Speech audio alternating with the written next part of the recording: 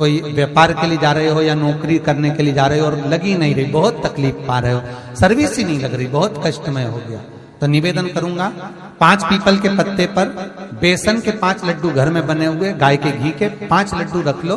उस लड्डू के बीचों बीच एक आटे का दिया और उसमें तिल्ली का तेल डालकर इसी मंत्र का प्रयोग कर कर पंचमुखी हनुमान का किसी भी हनुमान के मंदिर में जाकर, दक्षिण मुखी हनुमान के मंदिर में जाकर उसको रख कर आ जाइए। इसके बाद आप उस काम के लिए जाइए, आपका काम सफल हो जाएगा। आपको किसी को नहीं कहना पड़ेगा कि हाथ जोड़ना नहीं पड़ेंगे, किसी के पांव नहीं पड़ना पड़ेंगे, तुरंत काम होगा।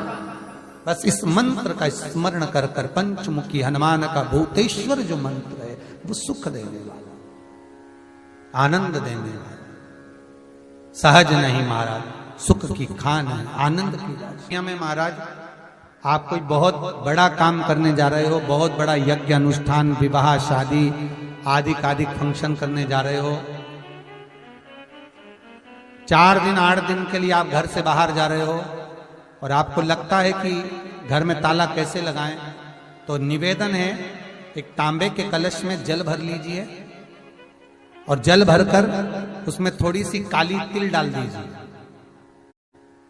भूतेश्वर शिव का नाम लेकर। कौन से शिव का? भूतेश्वर, शमशानवासी भूतेश्वर शिव का नाम लेकर काली तिल डाल दीजिए, कलश को प्लेट से ढक दीजिए, घर के किसी भी भाग में उसको रख दीजिए। उसके बाद आप चले जाए। किसी की सामर्थ्यता नहीं है कि उस घर में कोई पांव रखे, किसी की सामर्थ्यता नहीं है। और अगर कोई भूले से पांव भी रख दिया तो 22 दिन या 21 दिन के अंदर उसको, जैसे लोगों को हवा आती है, बस उसको चक्कर आना चालू हुआ, बाल खोल खोल के घुमा मिलेगा। शास्त्र प्रमाण करता है हमारा भूतेश्वर शिव। ये कलश जो होता है ना, जल का जो पात्र होता है, ये साधारण नहीं होता, सहज नहीं होता। महाराज विनती स्वीकार करना, आपका जल पात्र भूतेश्वर के नाम से काली तिल से जहां रखा जाए उस गृह में कोई प्रवेश ना कर पाए। शिव जी ने वचन दे दिया, मेरी चंडियां 64 योगनियां, डाकनी, पिशाचनी, चुड़ैल और भूत इस कलश के विराजमान होते ही सर्वस्व फैल जाते हैं। फिर राम जी जानते हैं हनुमान से, कहा हनुमान मेरा जाने का समय आ गया, मुझे तो जाना पड़ेगा ना, सीता पृथ्वी में चली गई, मुझे भी जाना है, मैं सरयू के जल में अपने प्राणों को त्यागूंगा, मानव का शरीर है, इसको त्यागना तो पड़ेगा ना हनुमान। हनुमान जी बोले तो त्याग दो, त्यागने में क्या दिक्कत है, त्यागो आप तो। पर दिक्कत एक बहुत बड़ी है। जैसी कहा दिक्कत बहुत बड़ी है, तो हनुमान जी पूछे ऐसी कौन सी दिक्कत है? हनुमान जी के शब्द सुने तो राम जी बोले, जब जिस समय पर तुम सूर्य को निगल गए थे, इंद्र को क्रोध आया था और इंद्र ने तुम पर वज्र का जब प्रहार करा था, जब वज्र का प्रहार इंद्र ने करा तब तुम्हारा नाम हनुमान हुआ, तब सारे देवी देवताओं ने तुम्हें वर प्रदान करा। उस जगह पर यमराज भी खड़ा था, तो वर दिया था कि जहां हनुमान होगा वहां यमराज नहीं होगा। अब दिक्कत यह है कि मुझे प्राण त्यागना है और तू मुझे 1 मिनट के लिए नहीं छोड़े, तो यमराज आएगा कैसे? दिक्कत वहां अड़ी पड़ी है। हनुमान जी मुस्कुरा के बोले राम जी महाराज से, प्रभु मैं आपके बिना रह नहीं सकता। तो राम जी बोले, मैं भी जानता हूं कि तू मेरे बिना नहीं रह सकता, पर एक काम तो कर सकता है ना। क्या? मैं अगर कोई काम बताऊंगा तो तू करेगा कि नहीं करेगा? हनुमान जी बोले, आपका काम और मैं ना करूं, ऐसा कभी हुआ है? जरूर करूंगा। ठीक है, ठीक है। बस अब राम जी महाराज ने सोच लिया कि हनुमान को जाने से पहले काम पर लगाना। अब वो कौन सा काम था? बोल, हनुमान जी को कहां काम पर लगाया राम जी ने? किस जगह पर काम पर लगाया? इन्हें रामचरितमानस सुनिए, खूब सुनिए, जल्दी बताओ। राम जी महाराज ने प्राण त्यागते समय, सरयू जी में प्राणों को देते समय राम जी ने हनुमान जी को किस काम में लगाया था? कि राम जी ने अपने हाथ की एक मुद्रिका जिस पे राम लिखा हुआ था, वो मुद्रिका एक अयोध्या की एक सरंग में जमीन में डाल दिया और हनुमान से कहा जरा ढूंढ के लेके आ, मैं अभी घूम कर आया। और हनुमान जी तलातल रसातल भूमि के नीचे पताल में चले गए उस मुद्रिका को ढूंढने के लिए जिस पे राम लिखा है। और हनुमान पूछते भी जा रहे, राम कहाँ है? राम की मुद्रिका पड़ी थी, राम की अंगूठी है। अब राम का ही सत्संग करते करते जा रहे और राम जी चले गए सरयू, क्योंकि हनुमान अगर होगा तो यमराज नहीं आ सकता। हनुमान को यहां से हटाना पड़ेगा तब यमराज लेने के लिए आ सकता, तब यम आए। और क्योंकि यम अपने नियम को धारण करेगा, चाहे कृष्ण हो चाहे राम। वही बात फिर याद कर लीजिए, अच्छा कर्म करिए, कर्म का दंड तो भगवान को भी भोगना पड़ता है। अगर कोई अदालत में केस चल रहा है, बहुत बड़ी समस्या में आप पड़ गए, बहुत बड़ा टेंशन बिल्कुल आकर खड़ा हो गया है, तो चंदन, एक लाल चंदन बाजार में मिलता है, पूजन वालों के यहां पूछना, लाल चंदन आता है। वो लाल चंदन को घिस कर उसमें थोड़ा सा तिल्ली का तेल डालकर महाराज हाथ में चंदन को लेकर शिवलिंग पर लगाएं और बड़ के पेड़ के नीचे, बड़ के जड़ में जाकर बटकेश्वर महादेव का नाम लेकर उस चंदन को लगाएं। उसी चंदन का हाथ किसी रुमाल पर लगा लीजिए और उस रुमाल को जेब में रखकर, कोई बहुत ज्यादा दिक्कत और परेशानी है उस स्थान पर उसको लेकर बैठ जाइए, मन को भी शांति होगी, कार्य भी सफल होगा और सफलता प्राप्त होगी। बस तुम रुका जी का नाम का उसमें स्मरण करना है। कोई सहज, आप एक बेलपत्र, जैसे आप एक बेलपत्र कि ये दो जो पत्तियां होती हैं, जरा ध्यान देंगे, ये दो जो पत्ती नीचे की रहती है बेलपत्र, आगे का भाग एक बेलपत्र और नीचे की जो ये दो पत्तियां होती हैं, इन दो पत्तियों के ऊपर एक एक शमी पत्र, ये दो जो पत्तियां हैं इन पत्तियों के ऊपर एक एक शमी पत्र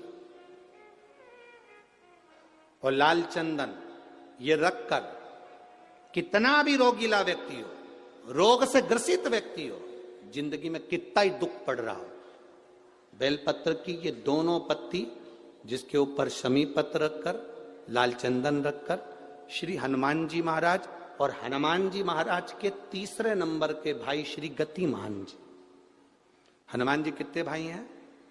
6। उसमें हनुमान, रतिमान, व्रतिमान, मतिमान, गतिमान, तो जो नीचे के क्रम में आते हैं श्री गतिमान जी, उन गतिमान जी और हनुमान जी का नाम लेकर जो शिवलिंग के ऊपर समर्पित कर देता है, रोग का निवारण होता ही है, रोग मुक्ति होती ही। कि हनुमान जी महाराज शंकर भगवान का एक अंश स्वरूप है, एक अंश स्वरूप। पूरी शिव महापुराण की कथा को उठाकर देखिए, स्कंद पुराण को, मत्स्य पुराण को, कूर्म पुराण को उठाकर देखिए। एक बाणासुर का चरित्र और एक श्री हनुमान जी महाराज का चरित्र, बहुत सुंदर सुंदर। शिव का एक अंश माता अंजना के तप साधना से शिव की प्रागट्यता और शंकर भगवान की प्रागट्यता से शंकर का स्वरूप प्रकट होना, इसीलिए तो कहते हैं शंकर सुमन केसरी नंदन।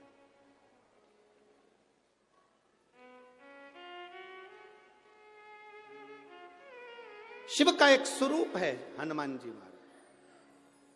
हम तो हमेशा कहते हैं अगर आप हनुमान जी का भी दर्शन कर रहे हैं तो यह अंदाजा लगा कर रखें कि आप शंकर का दर्शन कर रहे हैं। आप शंकर का दर्शन कर रहे हैं तो यह अंदाजा लगा कर रखें कि आप हनुमान जी का दर्शन कर रहे हैं। सब एक, कोई भेद नहीं। हनुमान जी की माता अंजना मां, जिनके घर में संतान नहीं थी, संतान नहीं, नैनों में जल भर गया, आंख में आंसू भरकर अंजना मां अपने पिताजी गौतम बाबा के यहां पहुंच गए। पिताजी ने देखा, अंजना तू आई है? हाँ पिताजी। बेटा तेरी आंख में से आंसू बह रहे हैं, क्या हो गया? पिताजी औलाद नहीं है, संतान नहीं है। गौतम ऋषि ने कहा, अंजना इतनी सी बात के लिए रो रही है कि औलाद नहीं है? इतने साल हो गए शादी को, पर संतान का सुख नहीं है। मेरे पति केसरी के भी नैनों से जल बहता है पिताजी, कोई उपाय बताओ। गौतम बाबा ने कह दिया, अंजना पार्थिव शिवलिंग का निर्माण करना, पूजन करना, आराधना करना, शिव का चढ़ा हुआ जल का पान करना, शिव साधना में लगना। अंजना माता ने वैसे ही करना प्रारंभ कर दिया। शिव जी की कृपा हो गई, शिव की कृपा, प्रकट हो गए भगवान शंकर। अंजना मांगो तुम्हें क्या चाहिए? अंजना जी ने कह दिया, बस आप मेरे पुत्र बनकर जन्म ले लो, आपके जैसा पुत्र चाहिए। शिव जी ने कहा, मैं तो जन्म नहीं ले सकता, फिर मेरा अंश स्वरूप तुम्हारे गर्भ से जरूर जन्म ले। और पवन तनय संकट हरन मंगल मूरत रूप, लखन सीता सहित हृदय मेरा ही अंश तुम्हारे गर्भ से जन्म लेगा।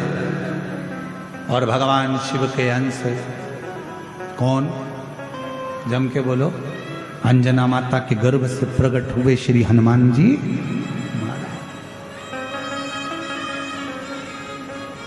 अंजना जी के गर्भ से एक बच्चा नहीं था, शिव की कृपा हुई 6 बच्चों का जन्म। हनुमान, गतिमान, रतिमान, मतिमान सब प्रकट हुए।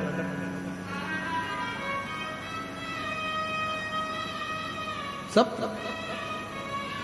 ये शिव की उदाहरण, ये शंकर। थोड़ा बहुत नहीं देता मेरा शंकर भगवान। देवता देते हैं पल्ला झाड़ कर और महादेव देते हैं छप्पा फाड़। थोड़ा बहुत मेरा शिव नहीं देता, देता है तो बहुता में देता, बहुता।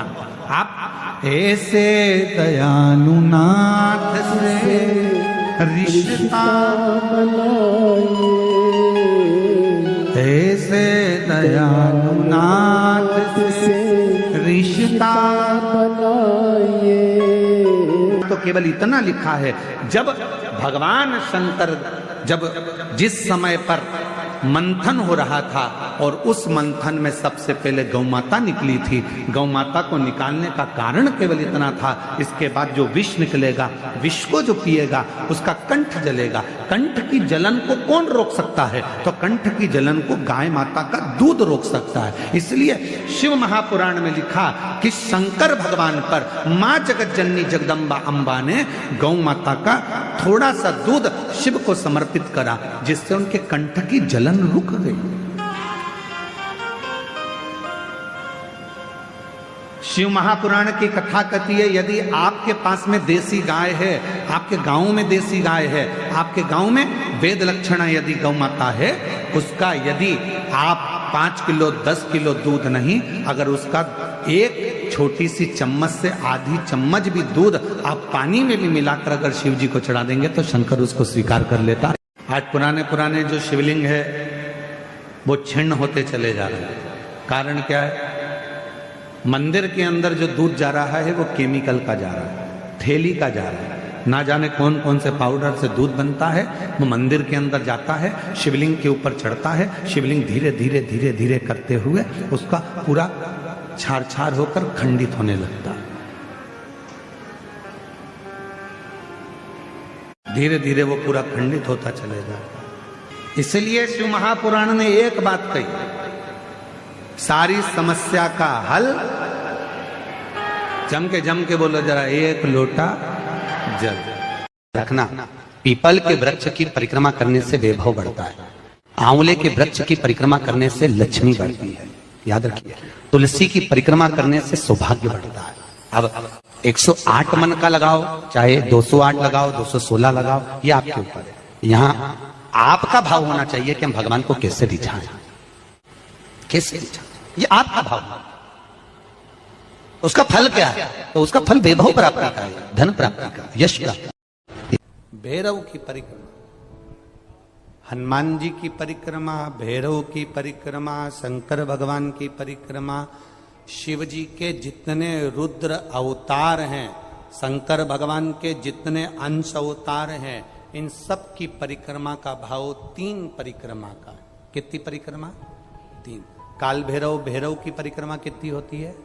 जम के बोलो, 3। हनुमान जी की परिक्रमा कितनी होती है? 3। शंकर के जितने अवतार है, मेरे शिव के जितने अवतार हैं, मेरे शंकर के जितने अंश अवतार हैं, उनकी सबकी परिक्रमा 3 है। भाव है 3 परिक्रमा शंकर की भी है, पर पूरी नहीं। कैसी? आदि। 3 चीजें हमें परमात्मा को पुकारते समय हमारा साथ दे देती है और परमात्मा के मिलन में हमारा साथ प्रदान करती है। एक हमारी नाभि, हमारी टुंडी। दूसरे नंबर पर हमारा ये दोनों भुकुटी के मध्य में जहां हम तिलक लगाते हैं, वो आज्ञा चक्र।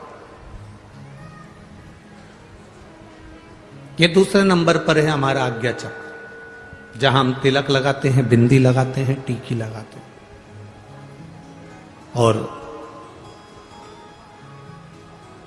तीसरे नंबर पर है जहां हमारी शिखा है, चोटी है, शास्त्राचक्र। ये तीसरे नंबर।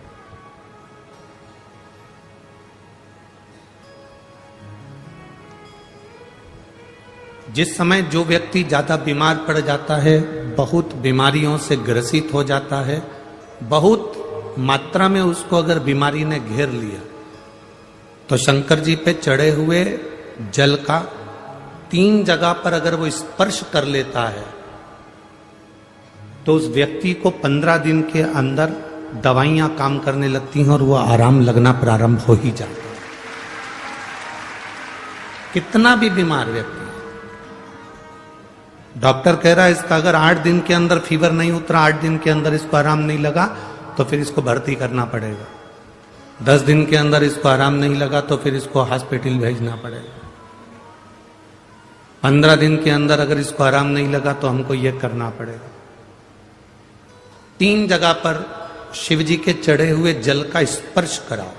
शंकर जी पे चढ़े हुए जल को लेकर आओ कटोरी में, लोटे में, उसका स्पर्श हमारी नाभि पर हो, उसका स्पर्श हमारे जहां हम तिलक लगाते हैं उस जगह पर 3 उंगली से उसका स्पर्श, ब्रह्मा विष्णु महेश हमारे आज्ञा चक्र पर उसका स्पर्श हो, और उसी जल का स्पर्श हमारे मस्तक पर।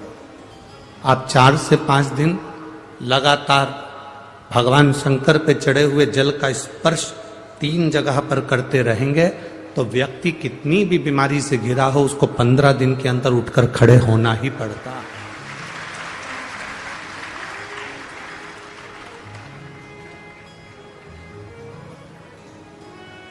हमारा ये जो तिलक लगाने की जगह है, ये हमारा आज्ञा चक्र है। ये कोई साधारण सी जगह नहीं है जहां हम तिलक लगाते हैं। जहां मेरी जीजियां मस्तक पर बिंदी लगाती हैं, टीकी लगाती हैं, मेरे भाई लोग मस्तक पर तिलक लगाते हैं, ये जगह कोई साधारण नहीं है। ये भक्त को खींचने वाला, भगवान को खींचने वाला, प्रभु की तेज पुंज को खींचने वाला स्थान है ये हमारा आज्ञा चक्र। एक लड़की मस्तक पर तिलक नहीं लगाए, उसकी शादी हो चुकी है और माथे पर बिंदी ना लगाए, गले में मंगलसूत्र ना पहने, हाथों में चूड़ियां ना पहने, पांव में बिछुड़ी ना पहने, मांग में सिंदूर ना भरे, और वो स्त्री ऐसे ही घूमे ना, तो कोई भी उसको अपशब्द कह सकता है, कोई भी उसको ताने दे सकता है, कोई भी उसको आड़ा टेढ़ा बोल सकता है। पर अगर वो स्त्री के मस्तक पर बिंदी है, मांग में सिंदूर भरा है, गले में मंगलसूत्र, पांव में बिछुड़ी, हाथ में चूड़ा है, किसी में इतनी सामर्थ्यता नहीं कि उस पर उंगली उठा दे, क्योंकि उसकी बिंदी में, उसके आज्ञा चक्र में उतना बल होता है, उसके आज्ञा चक्र में इतना बल है। हनुमान जी महाराज, हनुमान जी महाराज को 3 तरह की माला समर्पित होती है। एक आंकड़े के पत्ते की, दूसरी बेलपत्र के पत्ते की, तीसरी पीपल के पत्ते की। ये 3 तरह की माला जब हनुमान जी महाराज को समर्पित होती है। आंकड़े की माला, महाराज आंकड़े के पत्ते की जो माला होती है, ये माला कार्य की सिद्धि के लिए होती है। इसमें एक एक आंकड़े के पत्ते पर सीताराम लिखा जाता है। मात्र एक पत्ता ऐसा होता है जिस पत्ते पर सीताराम नहीं लिखा जाता।